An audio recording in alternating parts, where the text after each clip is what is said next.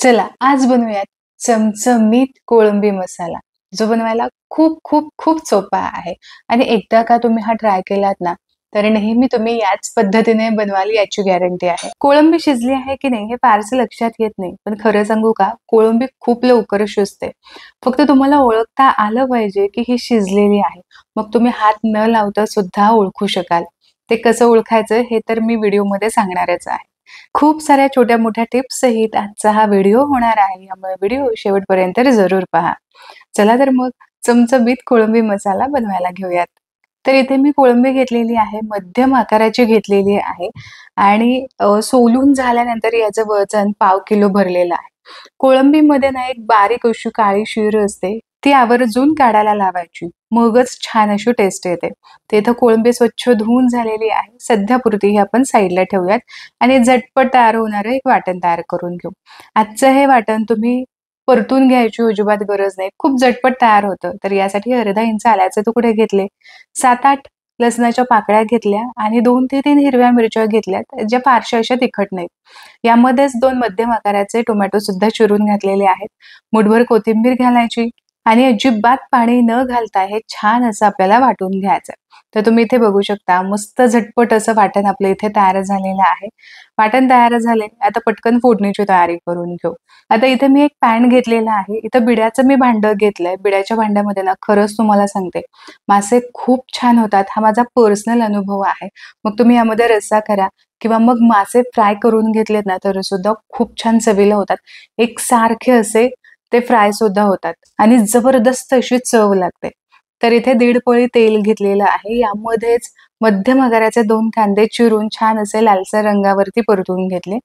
आता तयार केलेलं जे वाटण आहे ते सुद्धा आपल्याला यामध्येच घालायचं आहे. लक्षात घ्या की आपण कुठेही पाण्याचा वापर करणार नाही आहोत. तरी सुद्धा हा मसाला छान लपथपीत होतो. तर आता इथे मी कढीपत्ता सुद्धा घातलाय. कढीपत्त्याचा खरंच छान स्वाद येतो बरं का. म्हणजे तुम्हाला नसेल घालायचं तुम्ही स्किप करू शकता. पण मी कोळंबी मसाल्यामध्ये आवर्जून कढीपत्ता घालते. मस्त लागतो. थोडंसं परतून घेतलं, मग इतर साहित्य आपल्याला यामध्ये घालायचंय. पाव चमचा हळद घातली, यासोबतच धनेपूड घालायचंय 1.5 चमचा. 1 चमचाभर इथे मी भाजलेल्या जिऱ्याची पूड घेतली आणि आपल्याला तिखट कसं हवंय यानुसार आपला साठवणीचा जो मसाला असतो, मग तो काळा मसाला असू दे, कांदा लसूण मसाला असू दे, चटणी असू देत, ती तुम्ही इथे घालू शकता. तर इथे मी 1.5 छोटा चमचा भरून घातली आणि रंगासाठी बेडगी मिरची पावडर अर्धा चमचा घातली. घातलेले हे सगळे मसाले या वाटणामध्ये छान मिक्स करून घेऊयात, परतून घेऊयात. तर हलकसं तेल सुटेपर्यंत इथे मी हे छान परतून घेतलेलं आहे. मध्यम आचेवरती परतून घेतलं की मस्त तेल सुद्धा सुटलं जातं. टोमॅटोमध्ये भरपूर मॉइश्चर असतं. या मॉइश्चरमध्येच व्यवस्थित असं हे मसाले सगळे छान शिजून होतात. मस्त घट्टसर असा गोळा झालेला आहे. यामध्येच आपण कोळंबी घालूयात.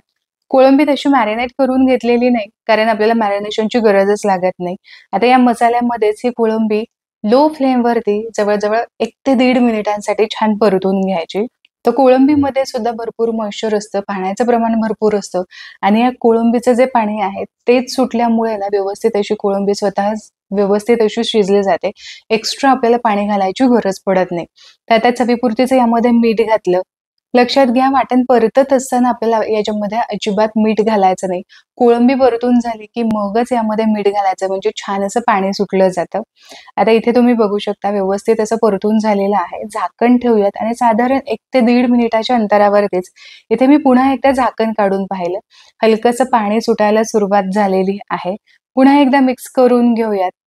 तर अधून-मधून तुम्ही असं करू शकता. आत्ता कोळंबीचा आकार तुम्ही बघून घ्या, कसे हे कोळंबी दिसतीये आणि शिजल्यानंतर ही कोळंबी कशी दिसेल हे सुद्धा तुमच्या लक्षात येईल. कोळंबी थोडीशी वर-खाली करून घेतली. गॅसची फ्लेम लोच आहे. पुन्हा यावरती झाकण ठेवूयात आणि साधारण 2 मिनिटाच्या अंतरावरती पुन्हा एकदा चेक करून पाहू. तर बघा बरोबर 2 मिनिटानंतर छान असं पाणी सुटलेलं आहे. कोळंबीचा आकार थोडासा असा आकसलेला आहे. म्हणजेच कोळंबी आपली शिजत आलेली आहे. एक 4 ते 5 मिनिटं झाली असतील, की ही कोळंबी शिजत आहे. जेव्हापासून आपण ही मसाल्यामध्ये घातली तेव्हापासून. बऱ्यापैकी पाणी सुटलेलं आहे. जर तुम्ही कोळंबी मसाला करत आहे आणि या पद्धतीने जर कोळंबीला पाणी सुटत नसेल, तर तुम्ही वरून एक्स्ट्रा गरम पाणी घालू शकता. आता पुन्हा यावरती झाकण ठेवूयात आणि छान कोळंबी शिजेपर्यंत आपण हे वाफवून घेऊयात. तर भरपूर पाणी सुटलेलं आहे आणि इथे तुम्ही कोळंबी मसाला बघू शकता. मस्त असं लपथपीत दिसतोय. जर तुम्हाला असंच ठेवायचं असेल, तर तुम्ही अशीच ग्रेव्ही यामध्ये ठेवू शकता किंवा तुम्हाला थोडंसं आटवून घ्यायचं असेल ना, तर थोडंसं आटवून सुद्धा घेऊ शकता.